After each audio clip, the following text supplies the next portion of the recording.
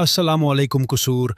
Reporter नूर Hasan report के मुताबिक MNA और वफाकी पार्लिमानी सेक्रेटरी साइद वसीम शेख ने जनाब इमरान अली साहिब DC कसूर और जनाब मोहम्मद ईसी साहिब DPO कसूर के साथ एक अहम मुलाकात की।